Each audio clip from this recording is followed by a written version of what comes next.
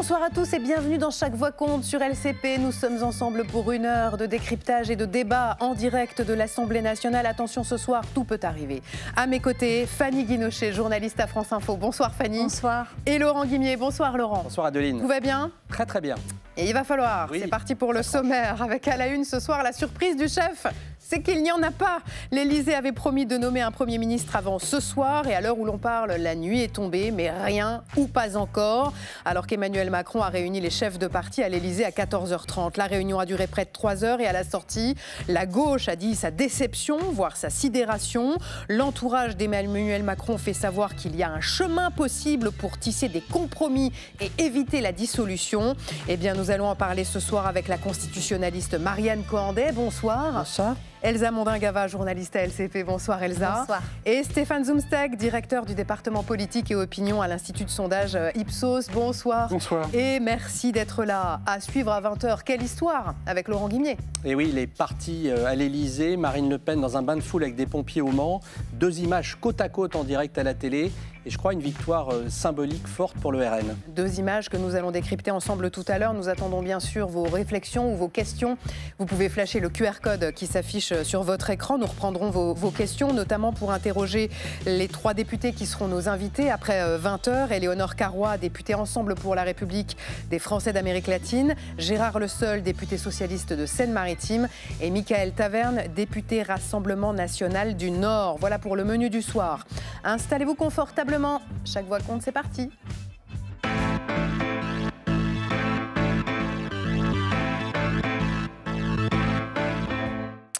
Il redevient en quelque sorte ce soir le maître des horloges. Emmanuel Macron doit nommer avant ce soir un Premier ministre. L'Élysée s'y est engagé il y a maintenant 48 heures. Tout va donc se jouer dans les prochaines heures, voire dans les prochaines minutes. En tout cas, la certitude, c'est qu'il y a eu cette réunion cet après-midi à l'Élysée. Le chef de l'État avait convié les chefs de parti. Invitation envoyée la nuit dernière à 1h53. Et à la sortie, 3 heures plus tard, les participants qui ont accepté de parler en sont ressortis gros gens comme devant. Résumé, Marco Pommier.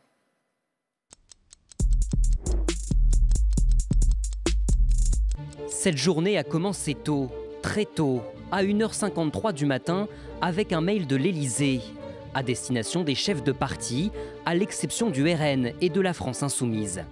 Mesdames, Messieurs, le Président de la République souhaite s'entretenir avec vous ce vendredi 10 octobre à 14h30. La reconduction de Sébastien Lecornu à Matignon est sur la table, mais l'hypothèse se heurte au tir de barrage du camp présidentiel. Désigner un Premier ministre, a fortiori un Premier ministre qui est identifié comme étant très proche du Président de la République, je pense que ça ne facilite pas la discussion ensuite avec les partis politiques de l'opposition. La tension monte d'un cran. À la mi-journée, l'Élysée adresse aux médias une déclaration laconique. La réunion organisée doit être un moment de responsabilité collective. Il est 14h30, comme prévu, les forces politiques arrivent à l'Élysée, en ordre dispersé sauf à gauche. Autour du président, 16 personnalités sans téléphone, rien ne filtre. Et au même moment, loin de Paris, au Congrès national des pompiers, Marine Le Pen fait campagne pour la dissolution. Moi, je trouve ce spectacle déplorable. Un spectacle qui aura duré plus de 2 heures. À la sortie du palais, silence radio du côté de la droite comme du camp présidentiel. C'est le président du groupe Lyot qui met fin au suspense. Vous avez dit nomination d'un prochain Premier ministre dans les prochaines heures, pas de dissolution. A priori, pas de dissolution, nomination d'un Premier ministre dans les prochaines heures.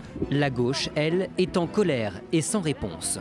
Nous sortons de cette réunion sidérés. On a compris très clairement, que nommer un Premier ministre de gauche ou écologiste n'était pas son option. Si le changement de cap n'est pas au rendez-vous, s'il n'y a pas de possibilité pour le Parlement de s'exprimer librement, donc pas de 49.3, si tous les sujets ne sont pas sur la table, suspension de la réforme des retraites, alors nous censurerons immédiatement. Épilogue de cette nouvelle journée sous tension, la nomination d'un nouveau Premier ministre. Emmanuel Macron devrait révéler son choix dans la soirée. Et une soirée, ça commence aux alentours de 19h et ça termine aux alentours de minuit. Oui, en sérieux, oui. Tout peut arriver à partir de maintenant. Elsa Mondin-Gava, vous avez passé l'après-midi dans la cour de l'Élysée. À quoi a servi cette réunion, en fait ? Je pense qu'on se pose encore beaucoup la question. Je crois qu'il y a une réponse, en tout cas ce soir, c'est qu'a priori, la dissolution, c'est non. Parce qu'on a vu dans le sujet de Marco Pommier, dans la journée, on s'est posé la question si finalement le chef de l'État ne voulait pas un peu scénariser le fait de ne pas y arriver et de dissoudre. Et ensuite, il y a encore énormément de questions qui sont sur la table, puisque finalement, à la fin de la réunion, les participants nous disent « Bon, je peux m'appuyer sur le socle commun, voyez, donc je vais nommer un Premier ministre et puis on va essayer de trouver un chemin. » Mais ça, en fait, depuis lundi, il n'y a pas grand-chose qui a changé. C'est-à-dire que moi, si cette réunion s'était tenue lundi, je pense qu'on en aurait tenu à peu près les mêmes aboutissements. Donc, ce qu'on voit dans cette réunion, et je pense qu'il a vraiment changé, et ce qui la complique encore davantage la donne, si on pouvait la compliquer davantage, c'est vraiment cette question du socle commun. Puisque depuis lundi, depuis dimanche soir, si on rembobine encore, c'est la droite qui claque la porte, le socle commun qui critique. Ça, avant, Emmanuel Macron, il pouvait quand même s'appuyer plus ou moins sur ce socle-là. Mais ce socle est en train de se fissurer. On voit sur les images, la gauche, elle est arrivée ensemble. Oui. Le socle commun séparé. Les deux de droite, ils sont repartis ensemble. Donc peut-être ça s'est mieux passé. Laurent Wauquiez et Bruno Retailleau sont arrivés les uns après les autres. Et en plus, personne ne parle, ni à l'entrée, ni à la sortie au sein du socle commun. Les seuls qui ont parlé à la sortie du rendez-vous, c'est la gauche. C'est la gauche et c'est Laurent Panifoux. C'est pas quelqu'un très connu du grand public, mais c'est le président du groupe Lyot. Il est présent dans ces réunions-là. Alors, ça peut paraître un détail, mais Lyot, c'est une vingtaine de députés à l'Assemblée. Je pense qu'on est à ça près. On sera vraiment à 2-3 députés peut-être dans les prochains jours. Stéphane Zumsteeg, quel regard vous portez sur cette nouvelle séquence aujourd'hui ? En tout cas, c'est ce que nous disent les Français. Le vaudeville continue. En fait, comme vous le disiez à l'instant, que s'est-il passé durant ces 2 jours ? En quoi les lignes ont bougé ? En rien. En tout cas, c'est comme ça que l'opinion le perçoit. Il y a un sentiment de fatigue, de consternation parfois et aussi de résignation. Mais la grande nouveauté depuis finalement le psychodrame du dimanche et du lundi, c'est que la dissolution est sur la table. Alors j'entends bien le communiqué de l'Élysée disant que la dissolution s'éloigne, mais même si elle s'éloigne, pour combien de temps concrètement ? Si on trouve un nouveau gouvernement, un Lecornu 2 ou une autre personnalité qui visiblement ne serait pas de gauche, si j'en juge par les déclarations d'Olivier Faure ou de Marine Tondelier, qu'est-ce que ça peut changer à court et moyen terme ? Pas grand-chose, parce que renommer un Lecornu 2 ou une personnalité comparable issue non pas du socle commun, mais de la Macronie, parce que le socle commun, il n'existe plus. Même si Bruno Retailleau devait finalement ne pas participer mais sans censurer ce gouvernement, il n'y a plus de socle commun. Il n'y a plus que la Macronie, les 100 et quelques députés, enfin les 160 députés. Moi, je pense que je ne vois pas comment on peut échapper à une dissolution, ou en tout cas un retour du spectre de la dissolution dans les jours qui viennent. Et il y a un élément essentiel, c'est que aujourd'hui, le PS et les LR n'ont plus peur d'une dissolution. Longtemps, ils ont été tétanisés par cette dissolution. Ils n'ont plus peur aujourd'hui. Ils ne réclament pas la dissolution. Elsa Mondingava, vous êtes au contact permanent des députés. On a beaucoup parlé de la peur qui s'emparait des députés devant un possible retour aux urnes, un an et demi après les précédentes législatives. Ils ont moins peur, vraiment ? Alors, ils en ont peur, mais en même temps, c'est vrai qu'ils ne voient pas d'autres situations, en fait. C'est ça, c'est pas qu'ils la souhaitent, c'est pas qu'ils la veulent, c'est pas qu'ils la redoutent, c'est qu'ils se disent, de toute façon, c'est peut-être pas ce soir, si c'est pas ce soir, c'est la semaine prochaine ou le mois prochain, etc. Là où je vous rejoins tout à fait, c'est que je pense qu'Emmanuel Macron table aussi beaucoup, et c'est ce que Sébastien Lecornu dit, cette majorité absolue, c'est celle qui ne veut pas la dissolution. Déjà, je pense qu'en termes d'image, c'est aussi compliqué de dire que ce qui nous rassemble, c'est de ne pas vouloir retourner devant les urnes, quand Marine Le Pen et la France Insoumise disent qu'il faut forcément un retour devant les urnes. Et qu'en plus, c'est vrai que le PS, notamment, on a beaucoup dit, et moi j'ai beaucoup entendu, les députés PS censureront pas, ils ne veulent pas d'une nouvelle dissolution. Oui, mais quand ils regardent les enquêtes d'opinion, ça peut bouger. Je pense qu'ils commencent à calculer chez eux que finalement, peut-être qu'il pourra en ressortir renforcer cette dissolution. Donc je pense qu'effectivement, de toute façon, on ne peut pas donner le sentiment aux Français que la seule raison pour laquelle on s'entend, c'est qu'on ne veut pas retourner les voir. Donc il faut forcément dépasser ça. Et si on ne le dépasse pas, on dissout. Alors posons la question autrement. Est-ce que la seule raison qui peut les réunir, c'est d'empêcher le Rassemblement national d'accéder au pouvoir ? Là, je pense que tous ont des stratégies très différentes pour 2027, pour plus tard. Quand on voit, et ce qu'on nous a rapporté aussi, et ce qu'on me confirme, c'est que quand Emmanuel Macron, dans la salle, dit qui me soutient, en fait, il y a Gabriel Attal et Marc Fesneau qui répondent. Attendez, là, vous revenez sur la réunion qui a eu lieu cet après-midi à l'Élysée. Et Emmanuel Macron a pris la parole devant les 17 pour dire personnes qui qui fait étaient partie, présentes, voilà, et leur a demandé de lever la main si vous me soutenez. C'est Gabriel Attal et Marc Fesneau qui se sont exprimés. Édouard Philippe est resté très silencieux. On comprend bien que pour Bruno Retailleau, ça y est, c'est fini, il n'y a plus de socle commun. Mais je vous dis ça, et en même temps, apparemment, à la fin de la réunion, la conclusion qu'Emmanuel Macron tire de tout ça, c'est pas un Premier ministre de gauche, c'est qu'il doit s'appuyer sur ce socle-là. Mais donc, en gros, c'est pas de soutien, c'est pas de participation. On va inventer le non-soutien, non-participation, non-censure. On est vraiment à un degré de soutien qui s'étiole complètement. Et oui, je pense que pour revenir à votre question principale, il y a beaucoup de députés qui commencent à dire... Pas forcément ceux qu'on pensait. Voilà, s'il faut dissoudre, il faut dissoudre. Ceux qui ont beaucoup à s'inquiéter, c'est ceux justement qui soutiennent Emmanuel Macron encore. C'est eux qui pourraient faire les frais et vraiment payer très cher une dissolution. En tout cas, l'entourage d'Emmanuel Macron a fait savoir juste avant le début de cette émission qu'il y a un chemin possible pour tisser des compromis et éviter la dissolution. C'est ce qu'estime Emmanuel Macron à la sortie de cette réunion. Marianne Cohen, vous qui êtes constitutionnaliste, moi j'avais un point précis sur lequel j'avais envie de vous interroger. Est-ce que le président a outrepassé sa fonction cet après-midi en convoquant une telle réunion et en excluant la France Insoumise et le Rassemblement National? Alors non, 2 fois. Non, il n'a pas outrepassé ses fonctions. C'est même plutôt sain, je trouve, a priori, dans une démocratie, de voir le chef de l'État réunir tous les partis avant de nommer un gouvernement. Mais il n'a pas réuni tous les partis, en l'occurrence, il a exclu le RN et LFI. Il a exclu le RN et LFI parce que l'un et l'autre avaient dit que de toute façon, ils refuseraient tout gouvernement. Et en particulier le RN, qui joue les martyrs, exclus, non convoqués, alors qu'ils avaient dit que de toute façon, quel que soit le gouvernement, ils le renverseraient. Donc, ils n'ont pas joué les martyrs parce que ce n'est pas justifié. Et on est tous très surpris de voir le chef de l'État faire ça, parce qu'on n'est pas habitué. Mais en réalité... dans un régime parlementaire, ça ne doit pas être le président de la République qui dirige la politique, ça doit être le Premier ministre, choisi et contrôlé par les députés. Et c'est aussi pour ça qu'il était légitime que les sénateurs ne soient pas conviés, parce qu'il s'agissait de composer le gouvernement. Donc là-dessus, il n'y avait pas de problème. Ce qui est plus embêtant, c'est effectivement la manière dont le président a pu conduire cette réunion. C'est-à-dire qu'idéalement, il aurait fallu qu'ils soient juste entre eux, les chefs de parti, et qu'entre eux, ils se mettent d'accord sur le fond et qu'ils trouvent ensemble des noms. Vous voulez dire sans Emmanuel Macron ? Sans Emmanuel Macron, et qui proposent que ce soit eux qui, tous ensemble, se disent « bon, on ne souhaite pas la dissolution parce que, et c'est légitime, c'est pas tellement et ni seulement pour exclure Madame Le Pen et tout ça, mais c'est parce qu'on veut assurer une stabilité. Et donc, tous ensemble, on va se mettre d'accord, comme le font tous les autres pays européens. Donc en fait, là, Emmanuel Macron, il s'est mis en position de négociateur ? Mais il s'est mis en position de négociateur, sauf qu'il n'est pas du tout en mesure de négocier parce qu'il est massivement rejeté et qu'il aurait mieux fait de les laisser négocier seuls. Mais bon, il est vrai que de toute façon, quand on a, vous disiez le groupe... Sauf qu'il a, il a un pouvoir exclusif, c'est celui de nommer le Premier ministre. Tout à fait. Mais quand on voit justement, vous disiez le groupe Lyot représente 20 voix, c'est pas beaucoup, mais c'est à peu près ce que représente M. Retailleau, puisqu'on voit que le LR sont très divisés, qu'ils ont 49 voix en tout, et donc, et c'est M. Retailleau qui fait la pluie et le beau temps en disant bon non, on veut pas de la gauche, etc. Donc, il est vrai que la situation est très compliquée parce que notre classe politique n'a pas l'habitude du compromis.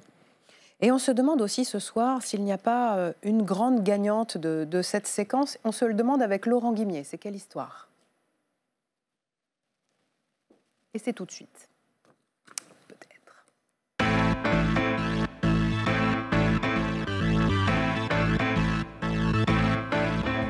Parce qu'évidemment, Laurent, rien ne vous échappe et surtout pas cette double image de la cour de l'Élysée et de Marine Le Pen. Oui, c'était au même moment, vers 14h30, 15h cet après-midi. L'arrivée en direct des premiers invités d'Emmanuel Macron dans la cour de l'Élysée pour l'ultime réunion de conciliation. Et puis, le bain de foule en direct de Marine Le Pen au Congrès national des sapeurs-pompiers de France.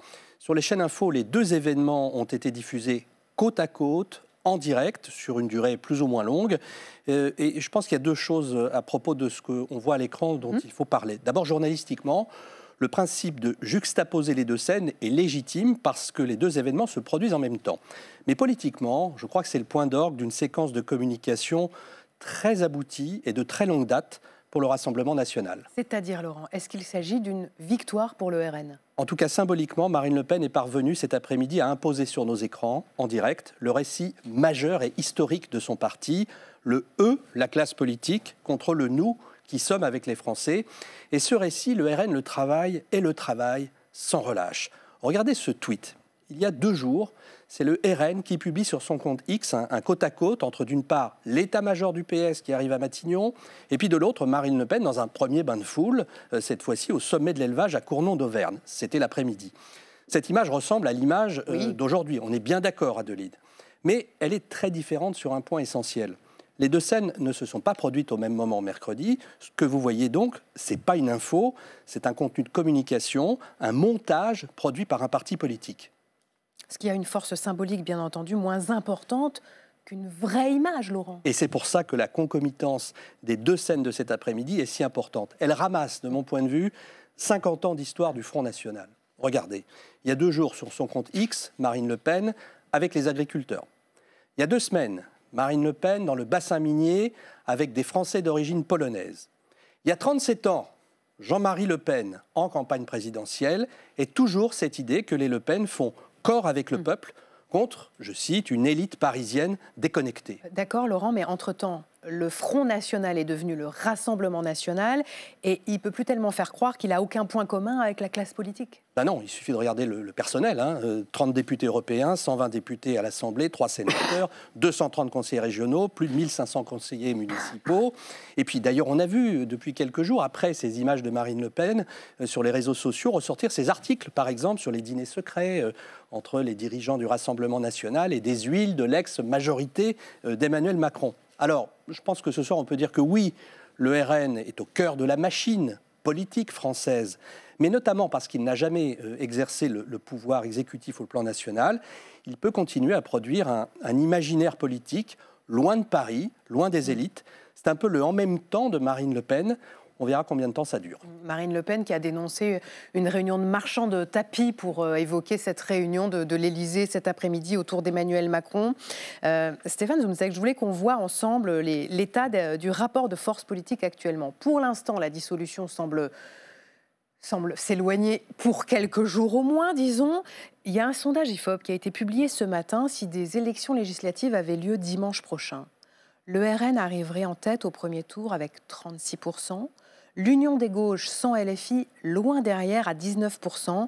Et alors un bloc central qui se retrouve à 13%, les Républicains à 11% et LFI à 8%. Comment avez-vous analysé, vous, cette enquête ? Cette enquête, elle est très intéressante parce qu'on peut en tirer de nombreux enseignements. Alors, vous venez de le dire, évidemment, le RN est très largement en tête, 35-36%. Je vous rappelle juste un chiffre. Il y a un peu plus d'1 an, lors des dernières élections législatives, le RN avait déjà fait 33%. Donc ce score de 35-36 montre qu'en dépit de ce score fleuve record de l'année dernière, il progresse encore. Et on voit aussi qu'il dispose enfin, ça a longtemps été un handicap du Rassemblement national, des réserves. Ouais. Il y a les candidats de Reconquête, il y a l'UDR d'Éric Ciotti. Très longtemps, on disait le FN, puis le RN, il y a ce plafond de verre, ils n'y arriveront jamais, on n'arrive pas seul au pouvoir. D'abord, rien ne prouve qu'on n'arrive pas seul au pouvoir, ça on le verra, mais ce parti n'est plus seul. Dans une perspective de second tour, vous avez des réserves de voix. Quand vous partez de 35-36% et que vous avez 4 ou 5% obtenus par un candidat d'Éric Zemmour, vous frôlez les 40% parfois. Donc c'est une première progression. Le deuxième enseignement, c'est l'effondrement non pas du socle commun, mais du bloc central, du bloc macroniste, un score qui est encore plus bas que ce qu'il avait enregistré lors des élections européennes, parce que ce sont les élections les plus pures, les européennes. Chaque parti présente sa liste et vous pouvez vraiment comptabiliser au sein de la droite et au sein de la gauche ce que pèsent vraiment les gens. Et le troisième enseignement, c'est qu'on assiste à un spectaculaire rééquilibrage des forces entre d'une part les socialistes et d'autre part la France insoumise. La gauche hors LFI obtiendrait dans les différentes hypothèses qui ont été testées un score bien supérieur à celui du parti de Jean-Luc Mélenchon. C'est ce que je disais tout à l'heure. Avec ce rééquilibrage à droite entre la Macronie qui s'effondre et les LR qui reprennent un peu du poil de la bête d'une part, et ce rééquilibrage à gauche, le PS et les LR, je le répète, n'ont pas un intérêt absolu mathématique évident à dissoudre, mais en tout cas, la dissolution ne les tétanise plus. Donc, il est impossible de savoir quels pourraient être ensuite les résultats en siège de cette intention de vote, qui n'est qu'une intention de vote de premier tour. Parce que on le répète, mais le sondeur que vous êtes le sait très bien, le RN est toujours surévalué par rapport aux résultats réels ensuite dans les urnes. Oui, ce n'était pas le cas. En tout cas, les derniers sondages l'avaient donné bien plus haut que le résultat. Alors, très longtemps, on nous a reproché, et c'était une réalité, de sous-évaluer le RN. Après, on l'a surévalué, c'est vrai. Mais en 2024, les instituts de sondage ne se sont pas trompés sur le niveau de la liste Jordan Bardella aux européennes et des candidats RN aux législatives. Et une dernière chose, certes, le RN est en tête, est très largement en tête, mais la gauche, non LFI, est en seconde position. Des élections législatives, ce sont, je ne vous apprends rien, 577 élections locales, en fait. Et tout dépendra de la solidité du barrage républicain. Le barrage républicain, contrairement à ce qu'on dit, il n'est pas mort dans les enquêtes d'opinion, mais il pourrait être émoussé. Il sortira émoussé, évidemment, d'éventuelles législatives, mais toute la question est de savoir à quel point il sera plus restreint et plus limité que la dernière fois. Et il y a peut-être une question aussi, c'est l'abstention, parce que vous le disiez, ça ressemble à un vaudeville. Peut-être qu'il y aura un peu plus d'abstention. Ça, vous arrivez à le mesurer si demain il y avait une élection après un an de l'appétit pour aller voter, y compris pour faire le barrage républicain ou pas. Est-ce qu'il serait encore... Il est encore plus compliqué de mesurer l'abstention que le score du RN. Hein. Donc on a du mal, évidemment, surtout sauf que, et on a cherché avec Laurent, il n'y a jamais eu de législative au mois de novembre. Donc au moins cette fois-là, c'est pas le parti des pêcheurs, de ceux qui vont à la pêche le dimanche. Il n'y a plus d'excuses. En 1962, mais c'était vraiment une autre époque. C'était une autre époque, oui. Mais tout dépendra aussi évidemment de la configuration du nombre de triangulaires, du nombre de duels. Là, après, on rentre un peu dans la technique de la loi électorale. Mais moi, je pense qu'on a tort de dire que le barrage républicain est mort. Il existera encore, mais dans quelle amplitude, ça, personne ne le sait. Et c'est évidemment de ça dont dépendra la capacité du RN à frôler une majorité absolue ou pas. En tout cas, vous le rappeliez au tout début de l'émission, Stéphane Zumsteg, les Français sont las de cette situation. Ils sont las et ils sont inquiets. Et dans les circonscriptions, les députés peuvent le mesurer à chaque déplacement. C'est ce qu'ont pu constater les équipes de LCP qui ont suivi à Montmorency et à Sarcelles le député PS Romain Eskenazi. Reportage signé Thibaut Enoch et André Lafont sur le terrain. Suivre un député sur le terrain en ce moment, c'est d'abord prendre le pouls d'un pays perdu. Ça va ? Vous en pensez quoi ? C'est une pure folie, quoi. On ne sait plus où on en est. Écoutez, le Premier ministre sortant, donc... Oui, je l'ai écouté aussi, ouais. On ne sait pas du tout ce qui va sortir, quoi. Des électeurs déboussolés qui vont même jusqu'à imaginer des scénarios catastrophes. Il est passé à ma permanence ce matin pour me demander effectivement mais comment pour arrêter Macron s'il décide de faire l'article 16 ? Un article qui donne les pleins pouvoirs au président. Ah, vous êtes inquiet à ce point-là ? Oui, on entend tellement de choses que voilà. Mais pour le député socialiste Romain Eskenazi, le scénario le plus probable et qu'il souhaite défendre est celui du nécessaire compromis. LFI hier, ils ont essayé la destitution, ça n'a pas passé le bureau de l'Assemblée. Démission, Macron il n'est pas sur le point de démissionner. Et dissolution à de nouveau 3 blocs. Donc la seule solution, c'est de discuter. Discuter et obtenir des concessions sur les retraites notamment. Vous y croyez, une suspension qu'aurait obtenue le PS ? Ah mais nous, c'est même pas une suspension qu'on veut. Nous, on est à la CGT. Nous, on veut l'abrogation totale. Là, une suspension, et puis quoi ? On n'est pas là pour grappiller des trucs. Je suis d'accord, mais c'est 600 000 personnes qui vont partir à la retraite plus tôt si on obtient la suspension. Donc c'est déjà un premier pas. Une politique des petits pas qui ne convainc pas tout le monde. Certains électeurs aimeraient bien retourner aux urnes. Laissez les gens voter librement, c'est ce que veulent les Français. Les députés ne veulent pas parce qu'ils ne veulent pas perdre leur place, mais les Français, oui. Moi, c'est pas la peur de ne pas gagner. Moi, c'est simplement que je considère que ça ne servira à rien. On ne va pas dissoudre tous les ans. Enfin, à un moment donné... Une perspective de dissolution qui s'est de fait éloignée ces dernières heures. Possible encore, permet pour le président de nommer un Premier ministre dans les 48 prochaines heures. Mais en route vers Sarcelles, le député le constate, la confusion, elle, demeure. Il peut y avoir une majorité de Français qui ne voient pas d'issue et qui sont pour la dissolution, mais d'un côté, il y a quasiment la même proportion de Français qui considèrent qu'il faut une stabilité au pays, qu'il faut que les politiques apprennent enfin à se parler. Apprendre à se parler. Romain Eskenazi, votre député, vous allez bien ? Je suis sorti un petit peu pour parler avec les gens. Et à s'écouter, quitte à avoir les oreilles qui sifflent. C'est vous les députés qui foutez la merde. Mais non, attendez, nous les socialistes, au moins, on essaie de parler. Ah, vous les socialistes... Il faut vous entendre, il faut vous entendre. Il faut nous entendre. Oui, jusqu'à 2027. Bah moi c'est ce que je pense, il faut qu'on arrive à un accord, mais on n'est pas prêt à la continuité pour rien. Il faut des choses pour les Français. Trouver des accords et des avancées pour les Français, un chemin étroit à l'heure du grand trouble politique. Et on en a beaucoup parlé dans ce reportage, la réforme des retraites. Ça fait partie des sujets qui ont été abordés par Emmanuel Macron cet après-midi lors de cette réunion à l'Élysée avec les chefs de parti. Que leur a-t-il dit exactement ? Alors justement, parce que c'est vrai que depuis le début de la semaine, là-dessus, il y a eu des bougées. Emmanuel Macron, ce qu'il a proposé, c'est ni l'abrogation ni la suspension. C'est assez technique, mais ce serait de dire on peut, vous savez, dans la réforme Borne, elle s'applique par les générations. Fanny me corrigera si je dis des bêtises. Tous les trimestres, on gagne un trimestre tous les ans, mais ce serait de dire, si vous voulez, on peut dénouer dans le temps, si vous voulez la délier dans le temps pour qu'elle touche moins vite les gens. Alors justement, Fanny, elle va nous expliquer ça, parce que le mot exact qu'il a prononcé, c'est décalage de l'application. Fanny, c'est ni une suspension, ni une abrogation, on est d'accord? Exactement, ça veut dire que... Non, mais vous l'avez très bien dit, c'est effectivement, au lieu de faire le passage d'un trimestre de plus par an, on le fera non pas en 2026, mais en 2027. Donc, ce qui veut dire qu'aujourd'hui, on est à 62 ans, et 9 mois. Et 9 mois, 3 trimestres. Et l'année prochaine, on devait passer à 63 ans. Eh bien, ce 63 ans serait probablement, en tout cas on le comprend comme ça, décalé, sachant qu'en 2027, il y a une élection présidentielle. Alors, normalement, c'est le calendrier qu'on tient. Et c'est d'ailleurs... Cette histoire de suspension, tout à l'heure, vous disiez, finalement, par rapport à lundi, il n'y a rien qui a vraiment changé. Si, on crame les milliards et on a eu quand même un objet qui devient un objet politique, mais qui concerne la vie des gens, le temps qu'ils passent au travail. C'est la réforme des retraites qui, jusqu'à présent, ne devait pas être bougée. C'était un totem.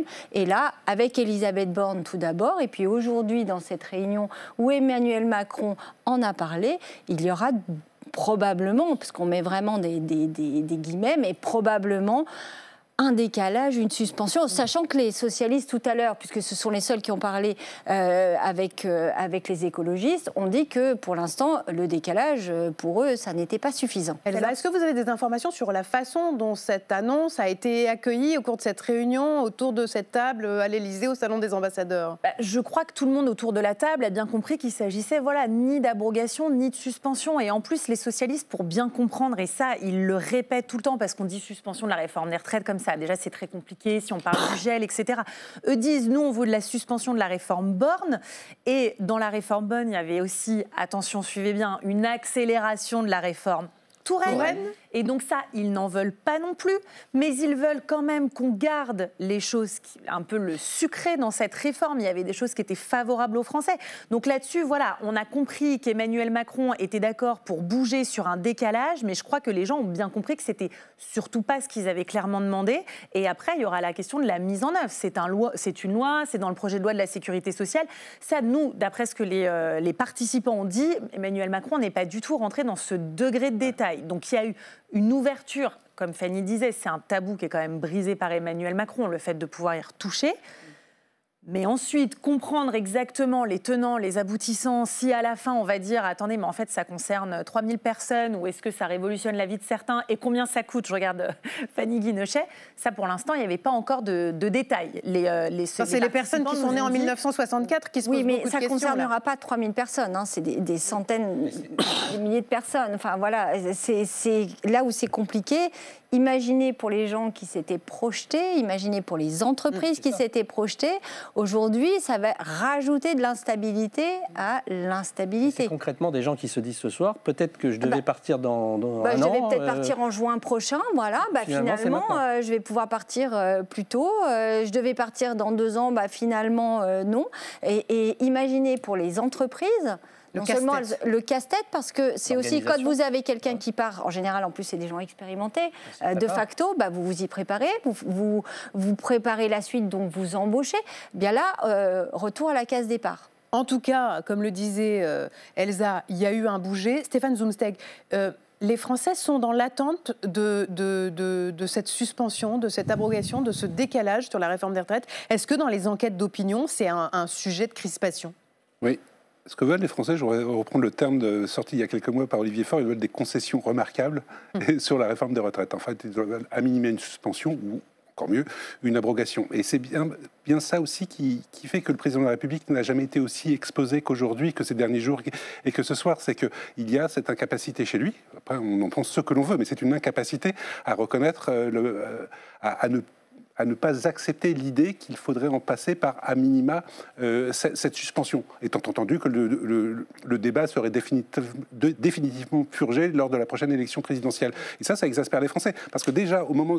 Qu'est-ce qui a cimenté l'opposition farouche à cette réforme des retraites il y a 2 ans? C'était le caractère que l'on considérait injuste.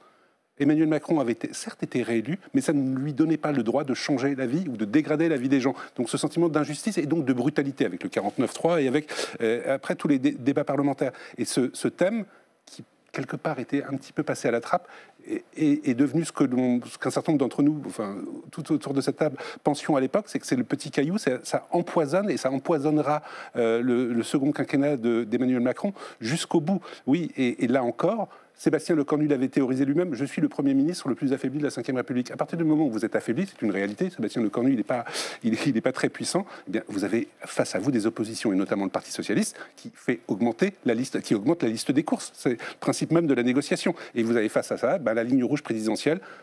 On essaye de proposer des mesures un petit peu techniques de report d'un trimestre, mais ce n'est pas ce que veulent les Français. Et surtout, ce n'est pas ce que veulent les oppositions. Le PS, il a pris un risque avec ce pacte de non-censure qu'il a passé avec François Bayrou. Maintenant, il faut qu'il en sorte. C'est fini, là, le pacte de non-censure. Oui, bien sûr.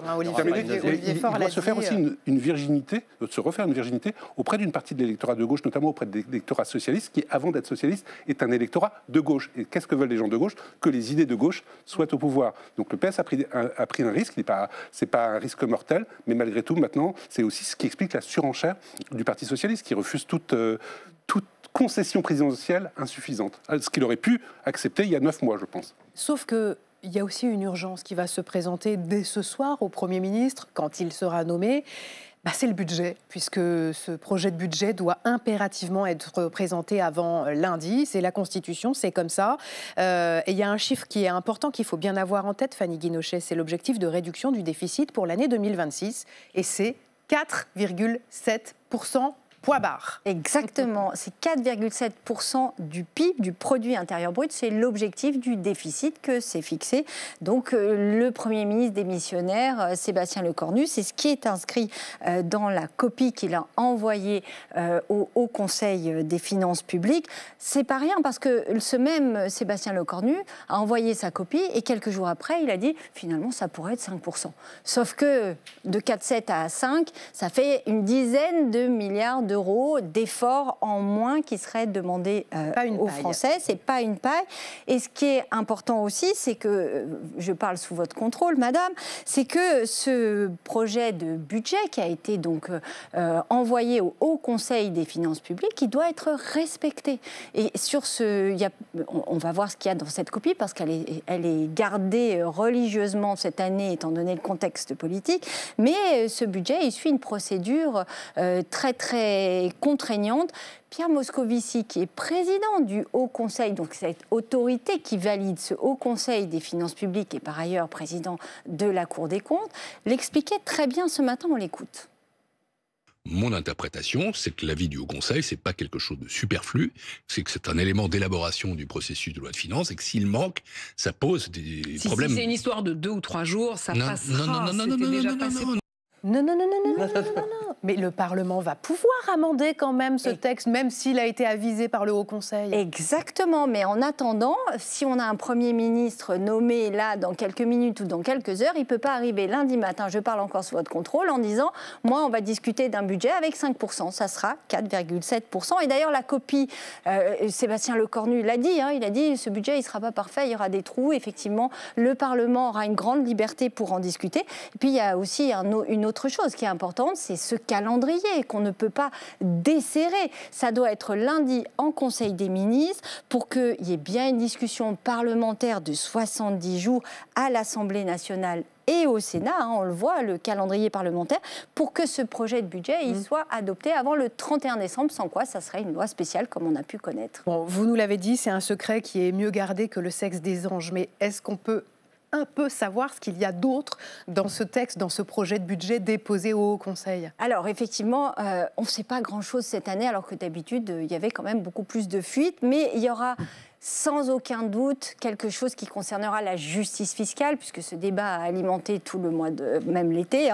Il n'y aura pas de taxe Zuckman, probablement un dispositif pour taxer les plus hauts revenus. Alors est-ce que ça sera l'augmentation de la flat tax, qui est la taxe sur les dividendes? Est-ce que ce sera une contribution, un système pour faire en sorte que les plus aisés, qui mettent leur argent dans des holdings, notamment familiales, eh bien, ne puissent plus le faire? Il y aura sans aucun doute aussi quelque chose qui concernera les grandes entreprises, cette fameuse contribution qui devait être exceptionnelle et ne durer qu'1 an. L'année dernière, les grandes entreprises ont payé 8 milliards d'euros. Là, ça sera 4 milliards d'euros. On pense que le gouvernement, en tout cas, n'en fera pas cadeau. Et puis, il y a aussi, on l'a découvert dans les choses qui sont apparues cette semaine, un geste envers les petites entreprises, la baisse d'un impôt de production qui s'appelle la CVAE. Et puis, on verra si les députés y ajoutent cette fameuse suspension, décalage de la réforme des retraites, parce que je parle là sous votre contrôle, ça ne peut se faire que dans une loi, peut-être le projet de loi de la sécurité sociale. En tout cas, c'est des questions qui vont nourrir encore les débats. Alors c'est bien parce que Fanny, vous m'avez préparé plein de questions pour Marianne Cohandet. La première question, Marianne, c'est est-ce qu'un Premier ministre tout seul peut présenter le projet de budget? Parce que là, on est vendredi soir, on attend la nomination du Premier ministre. Si lundi, il faut présenter un budget, rien ne dit qu'il y aura un gouvernement au complet.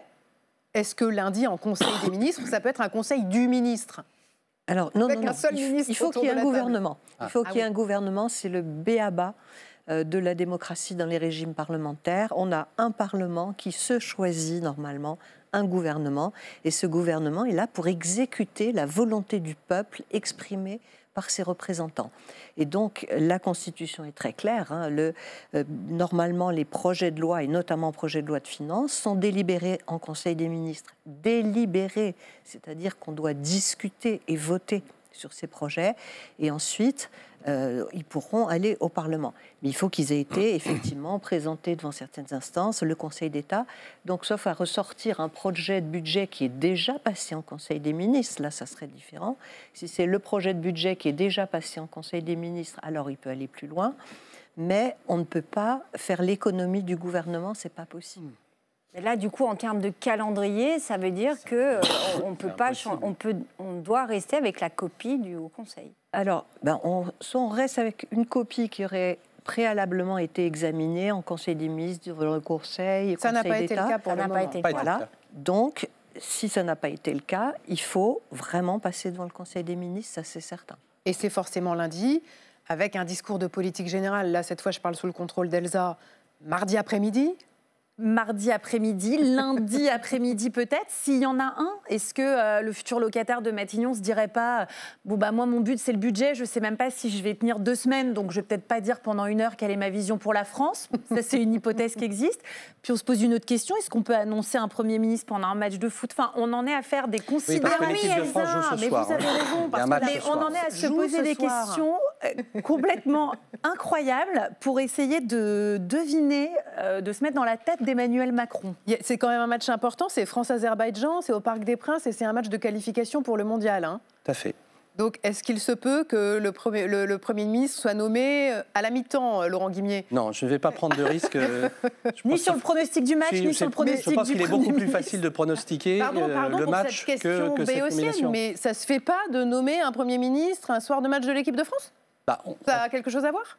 Ça n'a strictement rien à voir a priori, mais en termes de communication, des choses peuvent se percuter et en général, on ne prend pas ce risque. Mais je ne vais pas me risquer à dire qu'il n'y aura pas de nomination pendant le match. Est-ce que la constitutionnaliste a un mot à dire sur ce calendrier? La Constitution est muette sur ce point, je le garantis. En tout cas, merci à tous les 3 d'avoir été là ce soir dans Chaque Voix compte pour évoquer donc cette réunion des chefs de parti à l'Élysée cet après-midi. L'Élysée donc qui fait savoir qu'il y a un chemin possible pour tisser des compromis et éviter la dissolution. C'est ce que dit Emmanuel Macron après cette réunion de près de 3 heures qui s'est tenue à l'Élysée. Et à la sortie de cette réunion, seuls les représentants de la gauche et de l'IOT se sont exprimés. Je vous propose de réécouter Olivier Faure. Si le changement de cap n'est pas au rendez-vous, s'il n'y a pas de possibilité pour le Parlement de s'exprimer librement, donc pas de 49.3, si tous les sujets ne sont pas sur la table, suspension de la réforme des retraites, alors nous censurerons immédiatement. C'est aussi simple que ça. Et nous allons pouvoir accueillir les 3 prochains invités de chaque voix compte, alors que nous sommes toujours dans l'attente de la nomination du futur Premier ministre, qui, pour succéder à Sébastien Lecornu, éphémère Premier ministre démissionnaire, j'accueille sur le plateau de chaque voix compte Éléonore Carrois. Bonsoir. Bonsoir. Vous êtes député Ensemble pour la République. Gérard Leseul, député socialiste. Bonsoir. Bonsoir. Et Michael Taverne, député Rassemblement National du Nord. Bonsoir. Bonsoir. Merci à tous les 3 d'être là. Nous sommes donc dans l'attente de la nomination de ce Premier ministre et à la sortie de cette réunion des chefs de parti à l'Élysée. Je crois que du côté d'Ensemble pour la République et du Parti socialiste, vous avez tous eu ces dernières minutes une visioconférence avec votre parti. Je m'adresse d'abord à vous, Éléonore Carrois. Que vous êtes-vous dit ? Et en fait, ce que nous nous disons depuis 1 an déjà, c'est que nous sommes dans une attitude constructive, qu'évidemment, nous ne censurerons pas a priori et que nous voulons reprendre les travaux le plus vite possible pour pouvoir voter un budget, voir comment ça se passe ici à l'Assemblée nationale, c'est-à-dire voir ce qui passera, ce qui ne passera pas, les différentes discussions qui auront lieu. Mais clairement, notre attitude reste la même, doter notre pays d'un budget d'ici la fin de l'année. Est-ce qu'il y a eu des tensions au sein du socle commun lors de cette réunion à l'Élysée avec Emmanuel Macron ?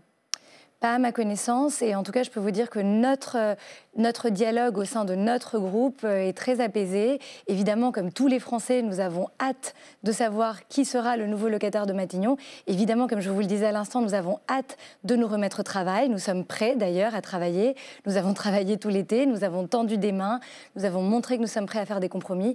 Maintenant, vivement qu'on recommence nos travaux à l'Assemblée. Pourquoi ne pas s'être exprimé à la sortie de la réunion et avoir laissé Lyotte, les socialistes et les écologistes parler ?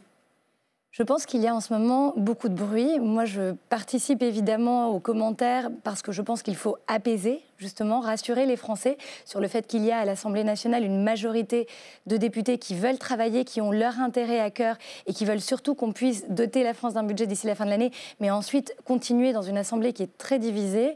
Et donc, c'est pour cela que je m'exprime. Mais je pense qu'après cette réunion, il n'était peut-être pas opportun de s'exprimer, d'autant que nous saurons très rapidement quelles seront les nouvelles étapes qui nous permettront d'avoir, je l'espère, un Premier ministre et très rapidement après, un gouvernement. Est-ce que le nouveau Premier ministre sera bien nommé ce soir, Éléonore Carrois ? Alors, ce n'est pas moi qui nomme. Constitutionnellement, c'est le président de la République. Il a dit qu'il le ferait. Je n'ai pas plus d'informations que vous à ce stade. Moi, j'espère qu'il le sera et qu'il le sera très rapidement parce que s'il est vrai qu'à l'international, je vais vous parler un peu d'international vu que je suis députée des Français de l'étranger, il y a une forme de tranquillité parce que le président de la République reste en place, parce que la France continue à être présente dans tous ces rendez-vous internationaux. Il y a une actualité internationale très importante cette semaine. Donc, il y a cette bicéphalité du pouvoir exécutif qui, quelque part, à l'international, rassure. Il est quand même temps qu'en interne, dans politique nationale, nous ayons aussi cette stabilité que nous appelons de nos voeux. Gérard Leseul, vous aussi, vous sortez d'une réunion du Parti socialiste en visioconférence. Vous vous êtes dit quoi ? Vous êtes bien informé. Bah, c'est mon métier. Qu'est-ce que vous vous êtes dit ? Écoutez, nos représentants à cette réunion en sont sortis un peu dépités, puisqu'il y a eu 2h30 de présentation, de discussion, dont il ne sort rien. Pas de nom de Premier ministre. Mais vous y alliez pour connaître le nom du Premier ministre ? Non, on n'était pas pour connaître le nom du Premier ministre. Mais finalement, d'abord, je n'y étais pas, ce sont nos représentants qui y étaient. Mais en tout cas, dans les restitutions qu'ils ont pu nous faire, il ne sort pas de ligne force. Et d'ailleurs, on ne sait même pas qui compose réellement le socle commun dont vous posiez la question tout à l'heure. Qui fait partie aujourd'hui du socle commun ? Est-ce que M. Wauquiez fait partie du socle commun ? Est-ce que M. Retailleau fait partie du socle commun ? Nous n'en savons rien et donc nous ne savons même pas quelles sont finalement les intentions réelles du président de la République. Est-ce qu'il va nommer ce soir un Premier ministre de gauche, comme nous le souhaitons ? Est-ce qu'il va nommer un Premier ministre, reconduire M. Lecornu, ou un Premier ministre de droite ? Nous ne savons rien à ce stade. Est-ce que dans cette réunion de tout à l'heure avec les dirigeants du Parti socialiste, est-ce qu'ils ont éteint vos espoirs d'être nommés à Matignon ? Dans une certaine mesure, oui. Mais nous restons dans une démarche constructive. Ce qui nous importe essentiellement, c'est ce que nous pouvons apporter aux Françaises et aux Français. Nous avons toujours participé aux réunions, aux invitations. D'ailleurs, je regrette que le président de la République n'ait pas invité toutes les formations politiques. C'est une faute, pour moi, majeure, de ne pas avoir invité et le RN et LFI, parce que si on veut discuter avec l'ensemble de la représentation nationale, il faut discuter avec tout le monde. Michaël Taverne, du Rassemblement national, sur ce plateau. Michaël Taverne, vous voyez, il y a un socialiste ce soir qui dit que c'est une faute de ne pas vous avoir invité ce soir à l'Élysée. Vous y seriez allé? Mais non. Pour dire quoi et pour faire quoi? On sait très bien que le chef de l'État... Donc ça tombe bien que vous n'avez pas été invité si de toute façon vous n'y alliez pas. Oui, mais bien sûr, mais je vous dis pour faire quoi et pour dire quoi? Le président de la République connaît parfaitement notre position. Et dans cette crise politique, cette instabilité, il faut une dissolution. C'est ce que permet la Constitution. Donc je comprends que certains responsables politiques aillent à l'Élysée pour essayer de défendre un plat de lentilles pour éviter une dissolution et ainsi perdre leur siège à l'Assemblée nationale. On le voit d'ailleurs dans les projections. Si les socialistes veulent éviter une dissolution, ils savent très bien, c'est parce que derrière, il y aura très certainement dans les circonscriptions des candidatures de la France insoumise. On le sait très bien. Mais moi, je pense aux Français qui regardent ce spectacle absolument affligeant, puisque pendant ce temps-là, on ne parle pas de leurs préoccupations, on ne parle pas de leurs problèmes. On ne parle pas du pouvoir d'achat, on ne parle pas de la sécurité, on ne parle pas de l'immigration, on ne parle pas de l'activité économique, les chefs d'entreprise qui n'ont aucune visibilité. Et ce spectacle est absolument affligeant, et c'est la raison pour laquelle aujourd'hui nous demandons une dissolution pour qu'il puisse y avoir un éclaircissement. Mais une dissolution, que veulent les Français? A priori, ça nous mènerait à des législatives à la fin du mois de novembre. Ça ferait encore 2 mois perdus. Vous dites les Français, ils ont besoin de réponses, ils ont besoin de clarté aujourd'hui. Qu'est-ce qui vous garantit que si des législatives sont convoquées après une dissolution à la fin du mois de novembre, qu'est-ce qui vous garantit qu'on ne retournera pas dans une tripartition de l'Assemblée nationale? Mais nous ferons campagne. Et après, les Français décideront de leur avenir. Je rappelle que l'année dernière, il y a eu des tambouilles politiciennes, des alliances contre nature, l'alliance des contraires, comme on le disait. Et ça nous a emmenés dans une crise politique majeure. Nous l'avions dit d'ailleurs qu'avec ces alliances contre nature, il y aurait une crise politique, une instabilité. Et nous le voyons aujourd'hui que malheureusement c'est le cas. Donc nous regardons les sondages, bien sûr, mais nous regardons aussi ce qui se passe dans nos territoires. Et les Français aujourd'hui, on le voit d'ailleurs dans les enquêtes d'opinion, veulent qu'on parle de leur quotidien. Le pouvoir d'achat. Je rappelle que Marine Le Pen, lors de l'élection présidentielle en 2022, a été la première à parler du pouvoir d'achat. On parle de l'insécurité. Aujourd'hui, les chiffres sont au rouge, de l'immigration. Les entreprises également veulent de la visibilité. Nous avons un programme aussi, puisque je le rappelle, que les chefs d'entreprise, certes, ont des problèmes de compétitivité, mais pourquoi ?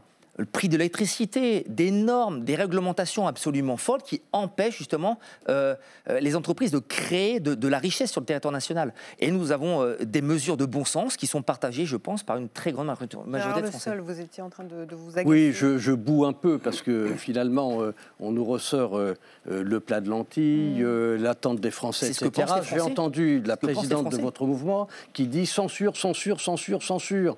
Donc arrêtez de prendre les Français pour des billes, vous souhaitez la dissolution, la démission, la destitution, tout ce que vous voulez, et vous ne souhaitez absolument pas la stabilité de notre pays. Donc, s'il vous plaît, soyez un peu humble dans votre propos et ne racontez pas n'importe quoi. Et puis sur ce sujet, pardon, non, moi je voulais juste ajouter, on nous ressort toujours la dissolution, ça s'est pas fait, c'était contre nature, etc. Pardon, mais les Français, ils ont voté massivement au premier et au deuxième tour.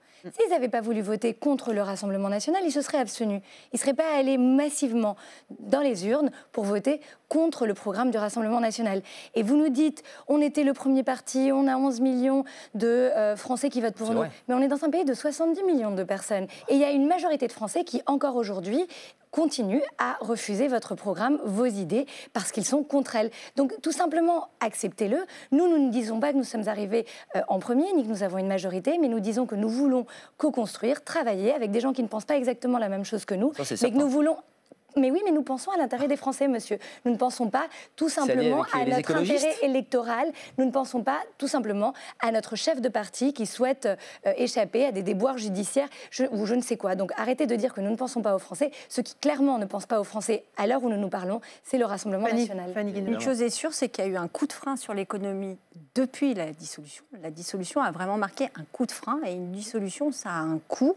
Ça a un coût électoral, puisqu'il faut organiser les élections, c'est quelques centaines de millions d'euros, mais ça a eu un énorme coût sur notre économie. Depuis la dissolution, toute cette instabilité, on l'estime, c'est les chiffres de l'OFCE, à 15 milliards d'euros. Donc, en tout cas, si on se place d'un point de vue économique, obtenir une stabilité du pays est moins coûteux qu'une dissolution. Dans les sujets qui ont été abordés cet après-midi par le président, pardonnez-moi, avec les chefs de parti, il y a la réforme des retraites. Emmanuel Macron a donc proposé, plutôt qu'une suspension ou une abrogation, un décalage jusqu'en 2027, c'est-à-dire qu'on resterait à l'application actuelle de la réforme qui place l'âge de départ à 62 ans et 9 mois. Gérard Le Seul, est-ce que ce décalage vous contente ? Écoutez, très clairement non. Enfin, ça fait des semaines, des mois que nous demandons la suspension, à minima, la suspension de la réforme des retraites. J'entends même au sein du bloc commun, central, je ne sais plus comment on le dit, y compris Madame Borne, qui dit oui, il faut envisager une suspension de la réforme des retraites. On entend le Premier ministre démissionnaire dire la réforme des retraites de toute façon s'imposera dans le débat, etc.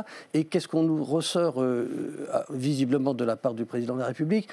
On va réfléchir, on va modifier les calculs, etc. Non, c'est pas sérieux. Ce que demandent les Français aujourd'hui, c'est de la clarté. La clarté, c'est une suspension de la réforme des retraites et la mise en débat de cette réforme à horizon 2027 pour l'élection présidentielle. Olivier Faure a dit en sortant de l'Élysée, il n'y a aucune garantie de non-censure de notre part. Je le comprends et il a raison. Nous avons, là encore, depuis plusieurs semaines, fait savoir quelles étaient les ambitions de la gauche pour répondre aux attentes des Français. La suspension de la réforme des retraites, une contribution des hauts revenus, une réforme de la trajectoire qui était proposée par M. Bayrou. On verra la semaine prochaine quel est finalement le budget qui nous est proposé. Et pour l'instant, nous n'avons rien de cela. Et donc, si effectivement, ce soir, demain, je ne sais pas si c'est après le foot, pendant le foot, je n'en sais rien, il y a la nomination d'un Premier ministre et d'un gouvernement, on verra ce qu'il nous proposera, ce qu'il nous dira. Mais nous avons dit depuis le départ ce que nous souhaitons. Alors, si on ne nous entend pas, eh bien, effectivement, nous en tirerons les conclusions.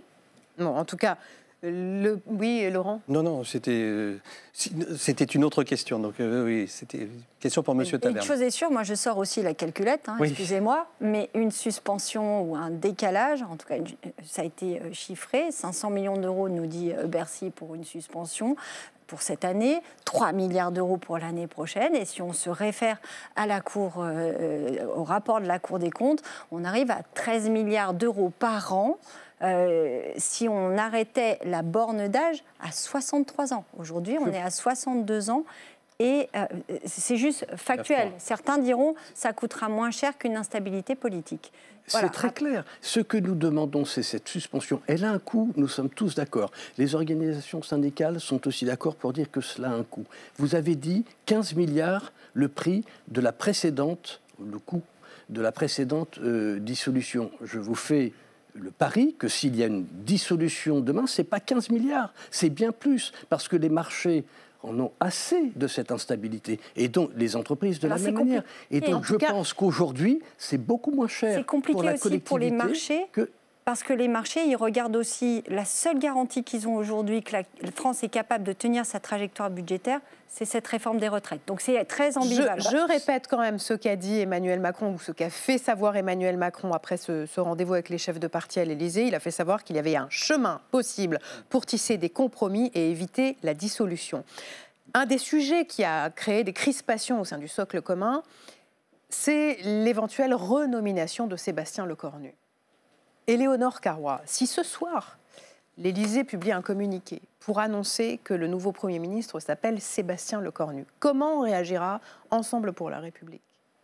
Écoutez, nous, on a aussi une ligne qui est très claire depuis le début, c'est qu'on ne se prononce pas sur les noms, on ne se prononce pas sur la personnalité qui va être nommée. Alors Agnès Pannier-Runacher s'est pas gênée pour le faire, par exemple, ce matin. Alors chacun peut le faire de manière individuelle, mais comprenez qu'aujourd'hui, moi, ce que je vais vous dire, c'est qu'on a dit qu'on ne mettait pas de ligne rouge et qu'on ne s'opposait pas a priori à des nominations. Je ne vais pas le faire sur votre plateau. Ce qui est important pour moi, c'est que la personne qui sera nommée, je l'espère, ce soir, soit capable de prendre un certain nombre d'engagements que d'ailleurs Sébastien Lecornu avait pris, comme par exemple ne pas utiliser l'article 49 alinéa 3. Ça, ce sera conservé? Écoutez, en tout cas, moi je l'espère, parce que je pense que le moment que nous vivons de nos institutions l'exige. Parce que cela permet de dire, au lieu de dire c'est de la faute du gouvernement, le gouvernement nous propose quelque chose qui ne nous convient pas, donc nous censurons, ça oblige les parlementaires à être responsables. Et si vous voulez obtenir des victoires, il faut les obtenir ici, à l'Assemblée, en créant des majorités, là où personne n'a une majorité tout seul. Donc moi, ça, par exemple, je trouve que c'est un très bon signal. Et j'espère que le ou la Première ministre qui sera nommée ce soir reste dans cette ligne-là. Et puis ensuite, sur le budget, je veux dire, il y a tous ces débats et ces menaces de censure, etc. Mais disons-nous les choses, un budget va être présenté lundi. Ça ne sera la copie de personne, a priori. Parce que même si vous aviez... ce sera la copie de Sébastien Lecornu, puisqu'elle a été envoyée au Conseil. Il y aura peut-être des changements, mais ce que je veux dire, c'est que quelque part, tous les changements qui doivent intervenir, y compris des changements majeurs, devront l'être à l'Assemblée. Et ça tombe bien, on est à LCP, nous sommes tous les trois parlementaires, et moi je suis très contente que ces changements puissent se faire à l'Assemblée. Laurent, une question pour Mickaël Taverne. Oui. D'abord, je regarde le téléphone, il n'y a toujours pas de Premier ministre. Non, toujours pas. Très bien. Voilà, on vous le dira quand ça tombe. Je voulais réagir par rapport à ce que vous disiez tout à l'heure. On parlait de la dissolution et vous regardiez Madame Carrois de façon un peu goguenarde quand elle disait bah oui, on essaye de travailler aussi avec des gens qui ne sont pas totalement d'accord avec nous. En même temps, s'il y a dissolution, que le RN arrive en tête, qu'il n'a pas totalement la majorité absolue, vous allez quand même être obligé aussi de faire la même chose. Rapidement. De pactiser, de construire quelque chose avec des gens qui ne sont pas totalement d'accord avec vous. Alors, il y a 2 points. Le premier, c'est que si nous allons aux élections, je rappelle que c'est la Constitution qui le prévoit, quand il y a une crise politique, il faut s'en remettre au peuple français. Donc certains ont peur des élections. Absolument. Non mais ça on est d'accord. Mais je parle pas de nous. Non mais je vous réponds. D'ailleurs si je réponds, parce que j'ai bien regardé le reportage sur LCP, notamment avec un collègue du Val d'Oise, et qu'ont dit les habitants qui veulent revenir aux élections. Donc, excusez-moi, mais dans ma circonscription, quand on parle de la crise actuellement, les habitants veulent revenir aux élections. Donc, excusez-moi de représenter ma circonscription. Répondre à ma question, s'il vous plaît, parce que bien sûr. Donc ça, c'est le reste 20 secondes. Ensuite, bien sûr que si nous allons aux élections, nous allons bien évidemment essayer d'avoir une majorité absolue. Si vous l'avez pas. Maintenant, si vous l'avez pas, il faudra aller voir, par exemple sur 270, mais il faudra bien sûr trouver des compromis avec ceux qui pensent bien sûr comme nous sur la sécurité, l'immigration, et il faudra trouver des compromis bien évidemment. Eh bien écoutez, merci en tout cas à tous les trois d'avoir été ce soir sur le plateau de Chaque Voix compte. Cette émission est rediffusée à 23h30 sur LCP. Vous pouvez aussi pas d'actualité. Vous pourrez aussi le revoir sur lcp.fr. Le match sera terminé dans un instant. Vous embarquez pour quai numéro 8 sur LCP. Passez une excellente soirée, une belle fin de semaine à mardi 19h30.